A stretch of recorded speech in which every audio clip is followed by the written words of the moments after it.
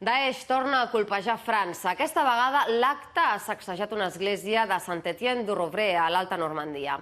Dos homes hi han entrat i han pres 5 hostatges. El resultat?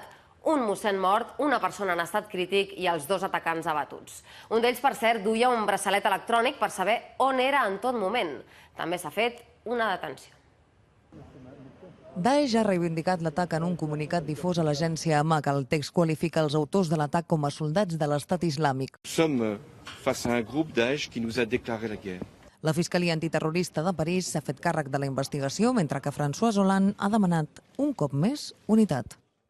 Ce sont les catholiques qui ont été frappés, tous les catholiques. Mais ce sont tous les Français qui se sentent concernés. C'est pourquoi nous devons être dans une cohésion, dans un ensemble, dans un bloc que personne ne doit pouvoir fissurer. Els 2 assaltants han accedit a l'església per la porta del darrere armats amb ganivets. Eren prop de les 10 del matí. Han retingut el capellà, que ha mort degollat, 2 monges i 2 feligresos. Una altra religiosa ha aconseguit escapar i ha donat l'alerta.